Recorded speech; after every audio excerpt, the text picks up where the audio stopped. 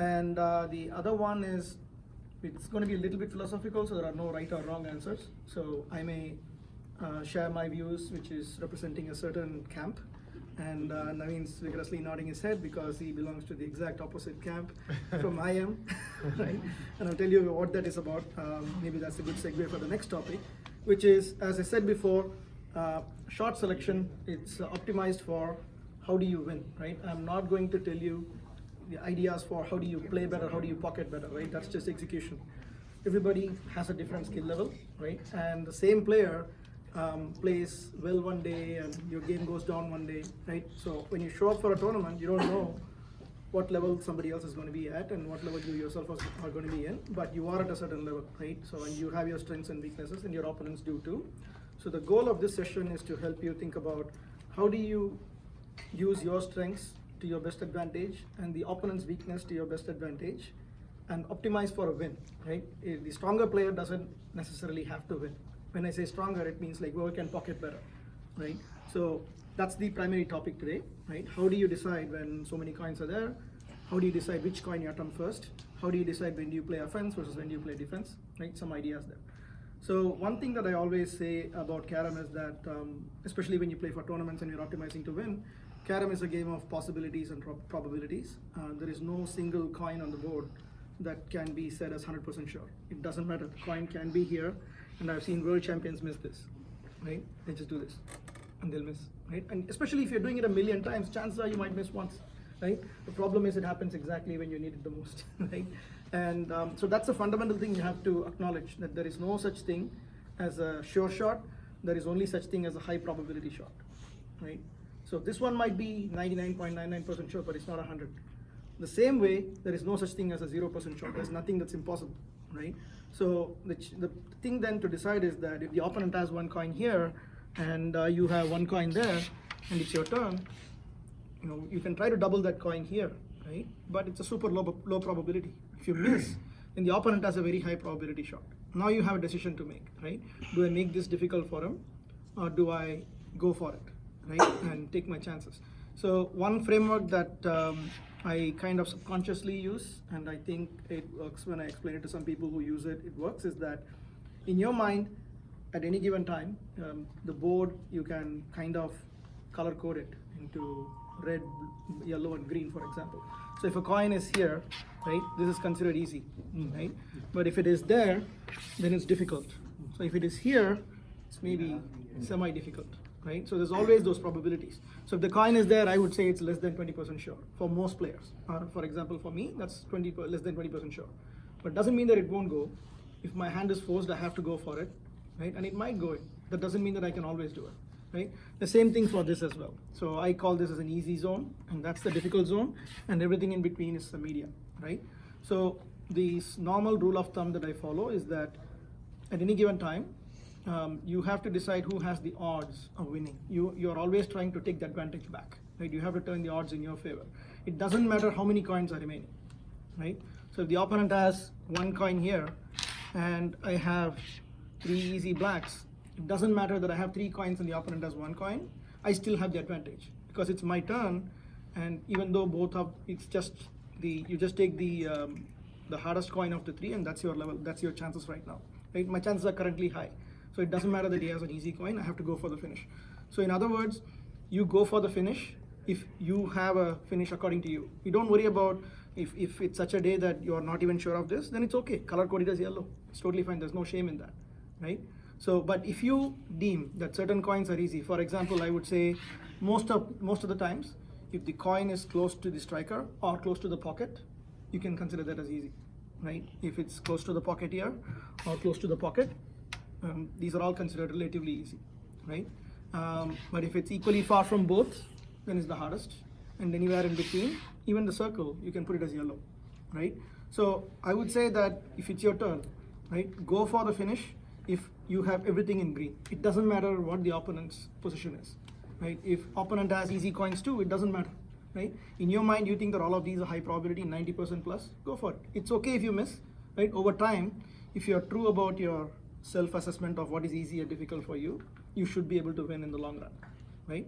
At the same time, if the opponent has a finish, right? So let's take the situation where I'm black and the opponent is white, right? So the first situation was when I was having a finish, everything is relatively easy and the opponent has an easy one too. I really don't care, right? But if one coin is difficult there for me, then normally what I would do is I will take the easy coins and then instead of going for that, I'll just make this difficult, right? I have to turn it to my favor, so I just make it difficult. Simple. After taking those two. After taking those two, right? So you take the easy ones, so you always have to reduce the coins also. Otherwise, now, even if I try it, and let's say that I make a horrible mistake and it ends up here, right? You still haven't lost the advantage, right? But if I miss it in such a way that it's easy, he's going to play defense now. He's not going to try this, right? Most people won't, right? Unless it's like a Hail Mary, there is no other way, something like that. For example, if the coin is here, super hard to defend, then he will go for it. But most of the time, the coin will be in a defensible position, so the opponent will most likely go for the defense. And it's okay even if he brings it back there. If it's your turn, you still have the advantage, right? Because you can always just waste a turn and make it easy. Doesn't matter, just touch it. Anywhere is better than that, right? The goal is to get it out of the red zone, and the opponent is under pressure. You are forcing his hand not to ever touch his coin. He'll keep on playing defense until you slip up in such a way that you give him the advantage, right? So for example, that can happen. If I miss this in such a way that it ends up here, now he has the advantage. He'll just make it easy, right? So what I would say is when you have the advantage, focus on not giving away the advantage. Don't try to over optimize to pocket that, right? Because the chances of that going in is super low and the chances of it getting in a wrong place is also very high, right? So it's kind of boring if you think about it, but it's if you focus on the results and winning, it'll yield better results for you every single time. Just waste a turn, bring it into a green zone, as opposed to Pocketing it. right. So because if you just want to like get it anywhere here, there is a 90% chance for you. Pocketing is a 10% chance, right? And now the other one. So these are mostly cut and dry. When the coin's in easy or it's in a difficult position, your decision is relatively easy. The tricky part is when it's in a yellow, right? Now what do you do? So I have taken these two, and let's say it's there, right? So again, so here, or maybe even, make it easy. Let's say the coin's here, right? Most people would say you should go for it, right? Because it's going. But it is not as easy as this. It's not as easy as this. This was a 90%, and maybe this was a, I don't know, on a given day, it might be 75%, right? And if you are especially feeling low on confidence, and let's say that on a given day, you don't even think it's 75% sure, it's only 50% sure, then there is absolutely no shame in making it difficult again, right? Your opponent might be wondering, why the fuck are you going for this? It's okay, right? It's totally fine. A lot of times we come under, we have our pride and ego get in the way. Right? You have like, oh, I'm playing in a tournament. If I'm not even able to pocket this, I shouldn't play. Right? That thought comes into the mind, and sometimes even we have doubts on this, right? So you have to draw your own line. I would personally not hold it against you if you play defense even in this situation, right? Because you're not sure. So you think that no, my green area is super low. It's only very close to the pocket, and that's it. I'm not sure about anything else. That's fine. If you really want to play to win, that's how you have to play, right? And so that's basic thing about when you should go for a finish versus when you should play offense versus when you should play defense. And so let me stop there. Bala, show the next option as well. Go for offense and do the defense as well. Yeah, he's getting there, I think. But question. Yeah. Whatever you just demonstrated around a 75% chance, the Yeah. queen in the center, Yeah. right? And With then- the opponent. Yeah. Now Tell us, go for- Jappy, this is a different question than yours. Okay. Tell us a little bit about the optics for Vaibhav. He's your opponent, right? That your center cut at this point is unsure for you. It is data. It is data that an opponent is absorbing at this point. Yeah. If he's wise, if he's thinking about it right, there are things that he can do with that. What are your thoughts on that? So yes, so at any given time, the opponent is also trying to judge you the same way that you are trying to evaluate your opponent and yourself. So when you do that time and again, right, your opponent will then figure out that, okay, you're not high on confidence, so they are going to just open up the board and play. But you could use that your advantage as well. So sometimes it's like poker, right? So you can leave it there and make them think that by not going for it. Right? And then when the crucial time comes, they will think it's not going for you, and then you can go for it. So there's a lot of things in play, but you have to. So what I do normally is that I optimize for defense, which is not very healthy, but it produces results. Right? So I give myself at least 3 mistakes, right? So that I can miss 3 finishes and I can still win the board. Of course, with good players, it's hard because one mistake and you lose the opportunity. So what this kind of strategy will get you is the opportunity that you need, right? So let's say that we did this roundabout thing and finally Vaibhav missed it, and this coin got stuck here, and I had the finish, right? And if I miss it, right? If I miss it, that's fine, and I make a mistake and I lose it, but at least I gave myself a chance. So what I'm able to do with this is that against any top player, it doesn't matter whether I'm playing Saravanan, Louis, or whoever, it's always coming down to the last coin, right? I just drag it out. Then it's anybody's game. So and I'm able to play it only 5 times out of 10, and he's able to pocket that 9 times out of 10. So he wins, right? But the delta is closing because I'm giving myself the opportunity. Yes. If you don't even do that, you don't even are in the game, right? He's just going to take 12 points, 11 points every time, right? If you just open it up. So you have to always make sure that the opponent doesn't have a finish. Then only you go for the finish unless you have a finish yourself, right? That's basically about when you should go for a finish versus when you should play defense. And also, let's say that even though there are greens and whatnot, some coins are more easy than the others. Even though both of these are easy, this is easier than this, right? So you should always go in the ascending order of difficulty. Once you've decided I'm going to take these coins, go in the ascending order of difficulty. Take the easiest coin first, right? Unless you have a plan for it, right? So I want to talk about that as the next topic. So let me pause here and see if you have any questions. So the same thing, think from the other person's perspective. So you were trying to defend his coin, right? But now what should the opponent player play? Let's So say if I do this and I bring it, so let's say that. Yeah, but the other one is on the center. The other one is in the middle. That was in the middle. And there is one you have So I defended brought and it you brought here. here. So what should Okay. he play? So right now, Yeah. most players will try to defend this, right? So it's better if you can defend it at the same time also release this, right? But that will make it a harder shot. So that's the next level. If you want to play advanced shots, you can always play dual intent shots. But whenever you play dual intent shots, I'll come to dual intent as another topic in a few minutes. Okay. So the first question to answer yours, Well, just a what time should check. Vaibhav do? We have exactly Yeah, okay. 6 more minutes. All right, cool. So let me Yeah, pause the for reason I'm questions. asking that question is because your opponent has seen that you are not putting that coin, you are trying to defend it. Isn't it better for him to actually take his coin to a green zone so that you will always still play the next one rather than actually going for the green? Maybe. It depends. Usually on the first board itself, you should be able to tell what is the player's skill set and where is he weak at. If I see him leaving the center coin every single time, I know he's not going to attempt it. I'm going to remove my coin. That's It what I was depends. saying. It depends, right? So, Yeah. for example, I didn't go for it when Vaibhav had a coin here, right? If Vaibhav's coin was here, I would have gone for it. So, I'm also thinking: is Vaibhav's coin, is it super easy, or is it like a 90% shot, or is it a 70% shot? So, you're always trying to take a chance on. You're gambling, right? It's always a matter of probability. And even if I miss, I'll play it in such a way that it stays close to the pocket. If I miss it in a bad way, then his confidence is high in going for it, right? So you always try to make sure that your coins are, even if you miss, it stays in the green area. And the opponent, you try to get it to red or yellow as much as you can, right? So that's one. And the moral is just ask yourself, will I get a turn back if I play this? If you know you are not going to get a turn back, then don't bother attempting. Then you have already given up. Yeah. So if you think about it, Carrom, that's what it is, right? If you want to win, you just need one extra turn than the opponent, right? And there's no limit to how many turns you need to get. You can keep on going round and round until you win, right? So that's that. And the next one is regarding when you have multiple coins, right? So which ones? I said that the simplest, in a simple term, in a simple scenario like this, you'll just go in the ascending order of difficulty as you see fit. This coin is easy first, then it's easy, this one, whatever sequence you can pick, right?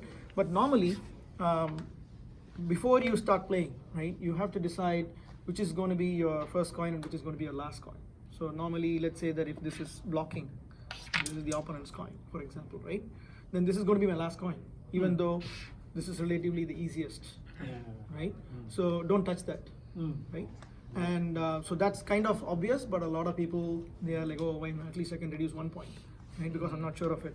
No, never do that, right? It's okay even if, You saw the point. right? It's okay to miss. I was telling him the right? exact same. So this is going to be far more expensive than missing that. And let's say he misses that and I get a turn, and if I cut it there, then I have deserved to win. So That he then you deserves should to have win. no That's okay. regret. Yeah, That correct. oh, I should have played that. Absolutely correct, right? So Yes. you did the right thing. You stuck to your strategy. Let's say that I defended it and brought it here. If this guy doubles it and pockets it, kudos to him. Let him get all the credit, right? So you cannot do anything when the opponent plays something extraordinary, right? But you are applying the law of averages here. You do this 10 boards, you may not be able to get it 8 out of 10 times, right? And so that's one. And the other mistake that I see almost 95% of the players make is when a coin is here, anywhere in the open, very few people will, if it's closer to the striker, yes, but if it's outside of the arrow, anywhere above the north of the arrow, most of us would do a slight cut. We never do a 180-degree shot, right? So which is fine, except you try to see whenever you cut, the striker is not going to just stay on that path, right? It's going to go elsewhere. So don't try to make the opponent's coin unnecessarily difficult, easy for him. Let him earn that. So for example, if it is like this or whatever, right? And I have it here, for example. I don't know where would be the better one. I don't want to cut it from here. Yeah, Then I'll end up white- releasing it, white will- right? So what ends up most of the time, it is something like this. It might be here or whatever, right? It might be something here. So a lot of players, they are less comfortable with the straight shot, so they'll be more comfortable with this, right? So they just try to do that, and they are trying to open that for the opponent. Why unnecessarily put it in the opponent's plate? Let them earn it. Let them work for it, right? So those are some very easy things that you. So the opponent is also going to judge you based on what coins you select. They can evaluate you on whether you are a seasoned player or not, right? So any other questions on what I said so far? Just to satisfy JP, one dual intent shot. You have 2 minutes, that's why. So what I normally do is that Not satisfy me. What I'm saying is, it's there are times where you need to take chance and practice in such a way you get mostly like 70% in your favor, 30% advantage for say that opponent. again. Same shot, Bala. Just show that like here. Here, the white is there. Okay. Black. Cut it and take that. Cut it here. Push the black there. That's What? You come and sit here. Everybody close your eyes. Okay, cut the white here, put the black. There are easier ways to demonstrate that, JP. JP do that. Yeah, I JP do can that. play this, come on. JP can do all that. So he's basically saying cut that and make it difficult and things like that. So this white comes here. That So white that goes those are there. just Now you- shots demoing, right? So I'm talking about shot selection. But one thing to, so let's say that the dual intent, right? So the simplest I can say is that, so this one is guaranteed going for the opponent, right? So let's say that it's a cannon, they're going to take it anyway, and you're going to take this, it's not blocking. When you play it, slightly mess it up. So this is called touch Carrom, right? So you just always try to make micro adjustments. So, and also remember that the striker is a little wider than the coin. So even if I play it straight, it might just do a little bit. So if I just do this even, if it's here, that's enough. So for most people, right? So it might just go here now. They don't know what to do. So just do like super micro adjustments. There are some coins that are, anything is better than that kind of a thing. So if it's a cannon, even if you open it and it becomes separate, it's still better than the cannon, right? So this was 100% sure. Now it's like 95, 95. So, I mean, people will be like, oh, but I don't know how to make it difficult. You can always make it slightly more difficult, and that might give you the edge, right? Same, right? This goes, right? This goes from here easily. Yeah, Yeah, same not thing. just that. Correct. So just try to like mess it up a little bit. Yeah. Whatever you want to So do, just need to like slightly Now mess it up a little bit, and then they are less sure, especially under pressure. In 95% of the cases, would you agree that power is never needed? Just a slight touch and it will ruin the opponent's piece. Yeah. of No, course. absolutely. That's correct. So most of the time you just need to like move it like half an inch. It's a and it's precision, that's it. Precision is more important in this game than power, enough. for sure. And There are times when and power is the- needed. And then I just have one last topic, which is make sure that there are some danger coins. The opponent can use them to reconfigure the board. Always waste a turn to remove it even if you have to. So for example, if Raibo has a coin here, I will waste a turn just Bomb to just shot. remove it from here if you want to. Right? Just move it down. Suck that in, but yeah. So it's bomb coins, right? And the same thing for anything close to this here. I can use this to do that, right? So you should always watch out for Please those. show the shot too, so for people. So if it is there, so people can do this, right? So they can open that, for example, right? And if it's here, for example, I can just use that to send the striker around the board and do a lot of things, right? And of course, advanced players, they'll do intentional bombs. So if you see that intermediate level players who have just learned this shot, they'll mostly optimize on pocketing this. They don't care where the striker goes. They'll be like, okay, I'm just going to blast everything, right? Which is good, which will already give you an advantage when you don't have anything going. But more advanced players can just say, I'm going to focus on, I need to get that coin and that too to a particular position. But these are really useful. You can do many different shots with it. It's not always like this, you can also do it like this. And you can do many other things with that. Okay, so always watch out for those bomb coins, remove that. And the same thing for, if your own coin is here, right? People like, I'll keep it here. But you know that he's going to take it and blast it out. Yeah. So don't leave those. If it's blocking, then do that. Otherwise, just pocket it. Good. No, Bala. Easy, good? yeah. Okay, all right. Well past time. Guys, huge round of applause for Bala. Thanks for sharing all the wisdom in this game. It's much more than pocketing. Okay. Now you have risked your